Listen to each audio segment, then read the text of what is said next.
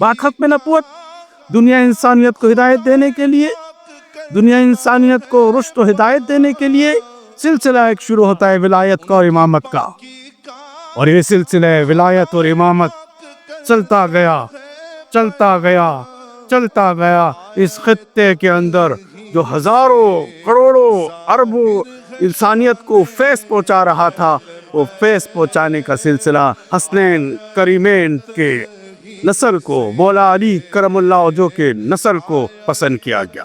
ہر جگہ پر ہر ولی، ہر غوث، قطب، ابدال، اوتاد، مجذوبین و سالکین کی صورت میں یہ دنیا انسانیت کو ہدایت پہنچا رہے تھے۔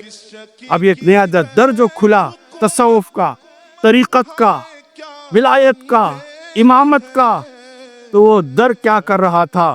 وہ سروں پہ حکمرانی نہیں کر رہا تھا، وہ قلوب کو منور کر رہا تھا۔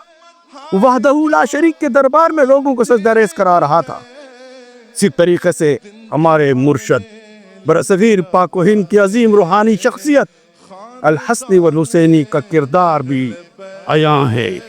انہوں نے دین کی سربلندی کے لیے، دین اسلام کو غالب کرنے کے لیے محمد عربی صلی اللہ علیہ وآلہ وسلم کی غزوۃ الہند کے وعدے کو پورا کرنے کے لیے کما حقہ اپنا کردار ادا کیا۔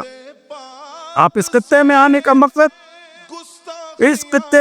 مقصد صرف اور صرف محمد عربی صلی اللہ علیہ وسلم کے وعدے غزوۃ الہند کے لیے تھا۔ آپ نے نہ سیرے چاہی، نہ جائیداد بنانے کا غرض کیا، بلکہ آپ سروں پہ نہیں قلب پہ حکمرانی کریں۔ آپ کے ہاتھ پر ہزاروں کی تعداد میں لوگوں نے بیعت جہاد فی سبیل اللہ کی، اور اسی طریقے سے ہزاروں غیر اقوام نے آپ کے ہاتھ پر اسلام قبول کیا۔ یہ طریقہ کار تھا۔ تو بات ختم نبوت جو سلسلہ شروع ہوا وہ ولایت کا، وہ امامت کا ہے، تا قیامت جاری و ساری رہے گا۔ اصل چیز پہچان کی ہے میرے بھائیوں، اصل چیز سمجھنے کی ہے میرے بھائیوں، اصل چیز حقیقت کے جان کر جیو۔